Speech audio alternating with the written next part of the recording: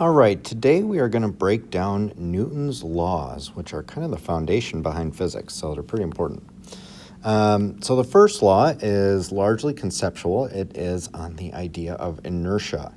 So the law of inertia states that the tendency of an object likes to resist a change in motion. So an object that's at rest, it likes to stay at rest. If an object is moving at a constant velocity, it's going to want to keep moving at a constant velocity unless acted upon by a net external force. So an external force is going to cause the motion to change. Right? So it's sometimes referred to as the law of laziness because all objects want to just keep doing what they're doing. So an example of this, if a rocket ship is in deep space and it turns off its engine, it will slow down and eventually stop immediately, turn right, or move with constant velocity. If there's no gravity, if there's no more force propelling it forward, right, there's no external net force acting on it, so it's going to keep doing what it's doing, which is move at a constant velocity. Explain using Newton's first law why seatbelts should be used. Well, when the car slows down, right, what do you want to do? Your body wants to keep moving forward.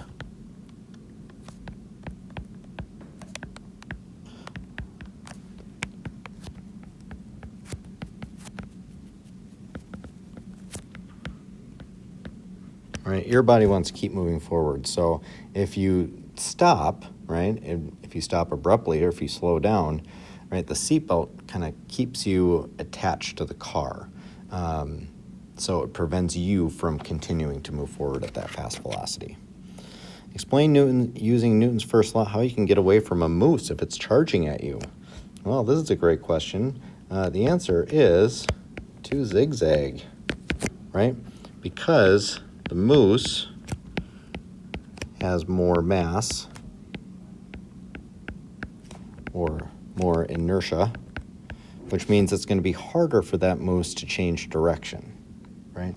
So if it's harder to change direction, it's going to be a lot harder to catch you.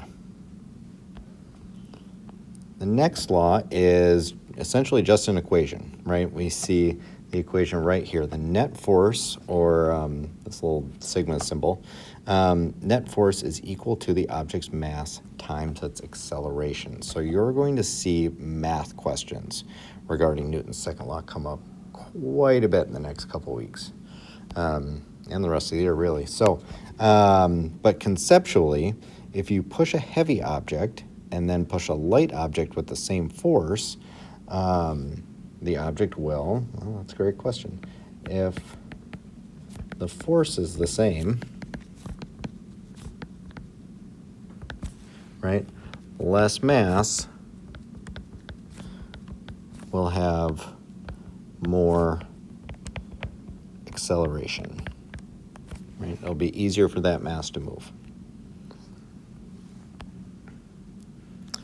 All right, let's try a math question. A 1,500 kilogram car is barreling towards a small woodland creature at 50 meters per second. The driver slams on its brakes and comes to a full stop within 55 meters. What is the net force on the car? Well, if I'm looking for net force, I only have one equation to find it so far, and I take mass times acceleration. I have mass, but I don't have an acceleration. I do have a couple other pieces of information that could be helpful, though. I know that the car starts at 50 meters per second, ends at a full stop, and I know it covers a distance of 55 meters. So why don't I look to kinematics? We're not done with these equations yet, right? So it comes to a full stop. The initial velocity is 50 meters per second. I'll square that, times 2 times a times 55 meters. That gives me an acceleration of negative 22.7 meters per second squared. So I can take that number and I can plug it in, right? So I'll take a 1,500 kilogram car times negative 22.7. and that will give me a net force of negative 34,091 newtons. All right, and finally, Newton's third law, action-reaction forces. Whenever one object exerts a force on a second object, the second exerts an equal force in the opposite direction on the first. So it's different than the first two laws in that this attempts to explain forces between two interacting objects, whereas the first two just looked at the forces acting on one object. So you can see in this example, right, the force between the car and the deer is the same, but the car with a huge mass is going to change its motion just by a little bit. The deer with a small mass is going to have a huge change in its motion, right? But either way, the force between them is the same. So why does a swimmer propel through water? Well, the swimmer pushes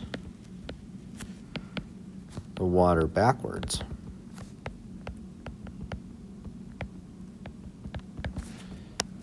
So the water propels him forward. All right, so we are going to see some more advanced Newton's second law problems. And so let's take a couple minutes to play around with that.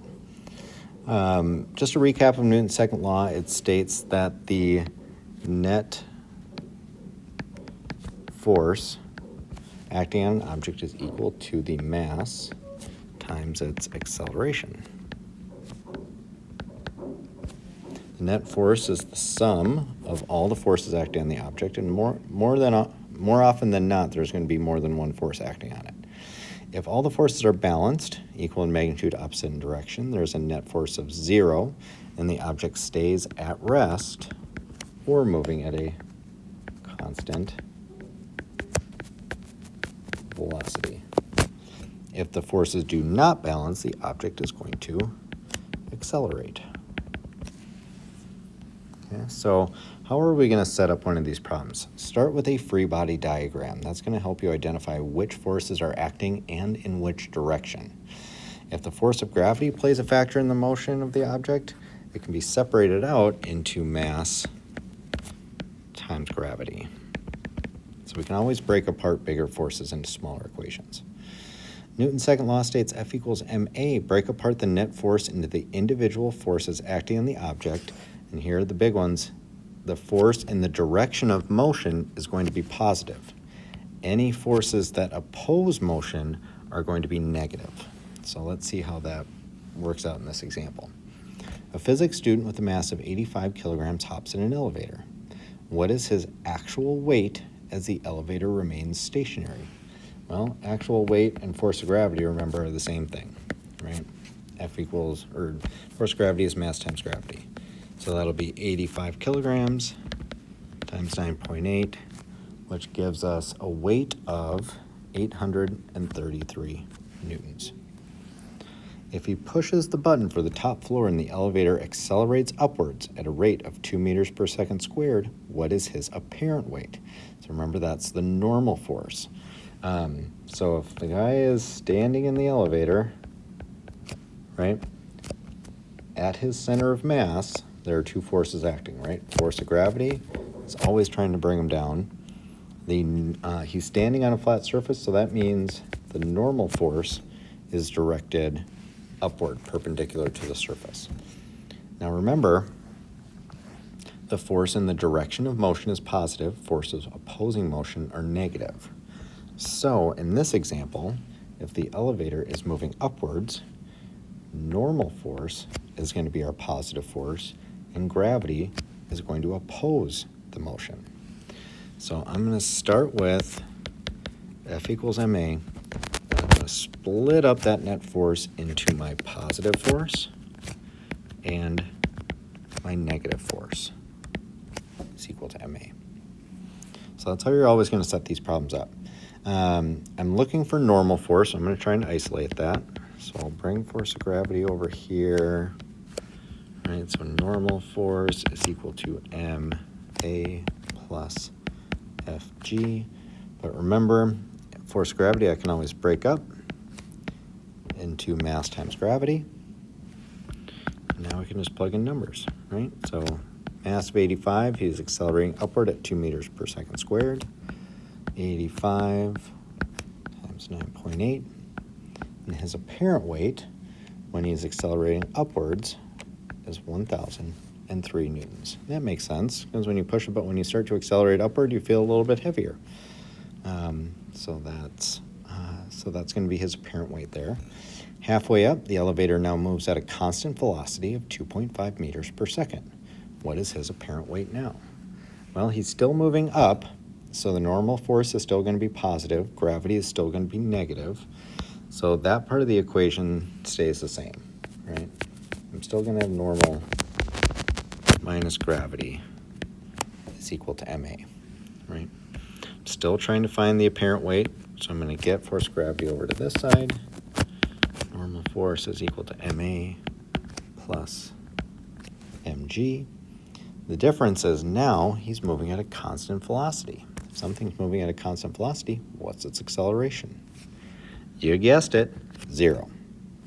So his apparent weight is now just his mass times gravity, which is 833 newtons. So whether he is at rest or moving at a constant velocity, his apparent weight is equal to his actual weight. Lastly, he reaches his destination but forgot his wallet at the front desk. Oh no! The elevator now accelerates downward at a rate of 3 meters per second squared. What's his apparent weight? So now, our guy's in the elevator again. Force of gravity directed down, normal, perpendicular to the surface, but he is accelerating downward. So gravity is now my positive force. Normal is my force that is opposing motion. So now I'm going to say Fg minus Fn is equal to ma. I'm still trying to find the normal force, so I'm just going to work some algebra magic so I can get